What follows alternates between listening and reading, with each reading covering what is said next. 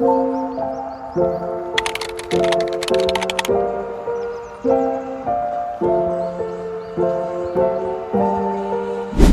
halo semuanya. Halo. Selamat siang. Selamat siang. Oke, terima kasih ya sudah bisa meluangkan waktu di tengah kesibukan. Kita tahu situasi yang kita hadapi ini sedang cukup serius dan cukup genting ya. Pemasok utama kita resmi bangkrut dan ini berdampak langsung pada proses produksi kita. Perlu kita ambil tindakan cepat dan tepat. Hari ini kita akan bahas beberapa poin. Yang pertama ada alternatif supplier, dampak keuangan dan timeline produksi, serta strategi komunikasi ke klien dan publik. Jadi Tiara bisa mulai dengan update dari sisi produksi terlebih dahulu. Oke, baik. Jadi produksi untuk produk kopi dan madu kita ini yang jadi andalan kita ya saat ini, dan itu berhenti total sejak kemarin sore. Jadi kita masih punya bahan baku itu cuman bisa digunakan selama 2 hari aja. Nah, tapi ya setelah itu prosesnya bakalan berhenti. Tapi kalau hal ini kita biarin berlarut-larut, pasti kepercayaan konsumen akan pudar dong lama-lama kalau kita biarin ini. Dan tim di lapangan juga udah mulai khawatir dan mereka juga butuh penjelasan kita sekarang. Oke, ini memang krusial ya. Kita harus gerak cepat. Dan Rahel, kamu sempat hitung dampak keuangan yang mungkin muncul? Sudah sih, dan cukup mencemaskan sih, karena kalau kita hitung berdasarkan estimasi kerugian harian dan juga berhentinya produksi, kita berpotensi kehilangan 25-30% pendapatan kuartil ini. Tapi kalau belum termasuk denda dan keterlambatan pengiriman dan kemungkinan hilangnya pelanggan juga besar. Jadi untuk sementara aku sarankan kita alokasikan dana dari proyek jangka panjang ke pendapatan darurat. Kalau perlu kita juga bisa cari opsi pendapatan eksternal seperti pinjaman jangka pendek. Tapi kalau opsi itu diambil ya Rahel, apakah bakalan berdampak ke cash flow kita bulan depan? Ya sedikit. Tapi kalau kita segera lanjut produksi, dampaknya masih bisa ditoleransi. Yang penting jangan sampai terlalu lama untuk stuck di posisi sekarang. Oke, note ya. Sekarang Dea, kamu yang pegang urusan supplier, ada potensi alternatif nggak ya? Sudah saya kontrak beberapa supplier baik lokal maupun regional. Nah, dari 3 supplier di Surabaya dan 1 di Malaysia. Nah, 2 diantaranya ini punya kapasitas untuk menggantikan bahan baku kita. Nah, yang dari Malaysia malah udah biasa melayani perusahaan ekspor. Nah, jadi dari sisi kualitas dan volume mereka cukup menjanjikan, tapi di sini masalahnya itu adalah waktu. Nah, kalau kita ambil yang dari luar negeri, waktu pengiriman bisa lama, apalagi dengan urusan bea cukai. Nah, saya rekomendasiin kalau misalkan kita utamakan supplier lokal dulu sambil siapkan opsi luar negeri sebagai cadangan. Tapi kalau kamu kasih data estimasi pengiriman sama biaya logistiknya, saya bisa segera sesuaiin timeline produksinya sih. Nanti boleh saya kirim hari ini juga, sekalian saya atur jadwal pertemuan online dengan 2 supplier potensial besok pagi. Bagus banget deh. Kalisa, kamu punya nggak strategi untuk komunikasi ke stakeholder kita?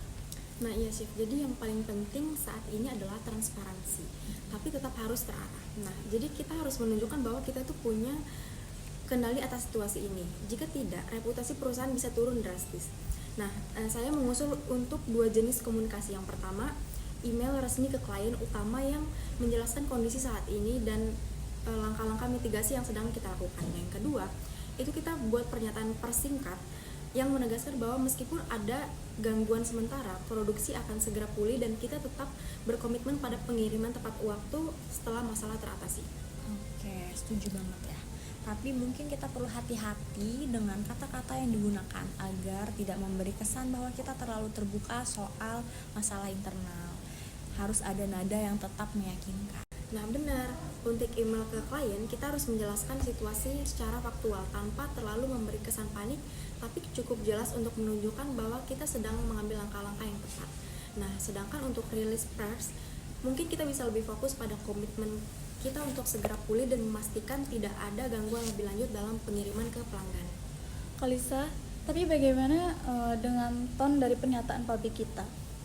Kalau terlalu santai, orang bisa berpikir kita tidak serius, tapi kalau terlalu formal dan kaku, bisa terkesan kita tidak memiliki kontrol penuh.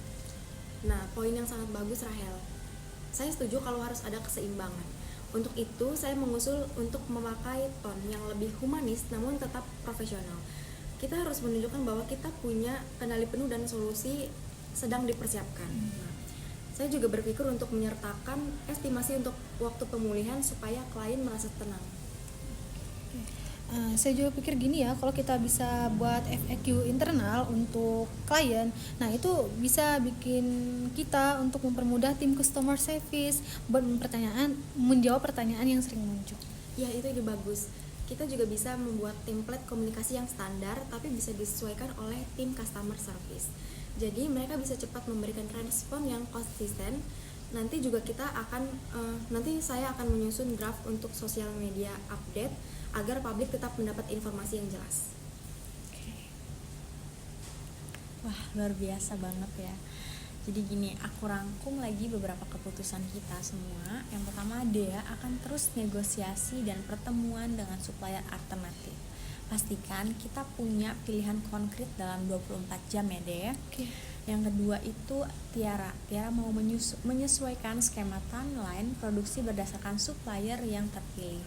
Dan Rahel akan revisi anggaran dan persiapan skenario cash flow termasuk rencana pendanaan darurat. Nah, kalau Kalisa akan menyiapkan draft komunikasi untuk klien dan media serta FUK untuk tim customer service. Kita review lagi semua rencana kita besok pagi ya. Dan mungkin satu hal ya, kita juga perlu pikirin untuk shift lembur kita saat bahan baku ini datang ya nanti, supaya kita juga bisa kejar target backlog produksi itu secara cepat. Betul, saya juga akan pastikan ada komitmen tertulis dari supplier terkait lead time dan penalti kalau mereka telat kirim, seperti itu. Dan satu lagi ya, yang perlu kita pertimbangkan selain komunikasi dengan klien, kita juga harus menjaga moral tim di lapangan. Nah, saya akan mengkoordinasi dengan HRD untuk mempersiapkan komunikasi internal yang jelas. Karena kita nggak mau gitu, mereka merasa bingung atau cemas dengan situasi ini. Apalagi kita tahu mereka butuh dukungan untuk tetap menjaga kualitas kerja dalam tekanan. Oke, keren banget Kalisa. Itu juga sangat penting ya. Terima kasih untuk kamu perhatian terhadap tim kita. Semua poin sudah saya catat dengan jelas. Kita akan update lagi dalam waktu 48 jam. Jadi terima kasih banyak atas partisipasi cepat dan solutif kalian. Kita semua hadapi bareng-bareng ya guys untuk masalah ini. Mungkin sekian saja diskusi kita hari ini. Saya ucapkan terima kasih lagi. Selamat menjalankan aktivitasnya masing-masing ya. Thank you Siva. Thank you.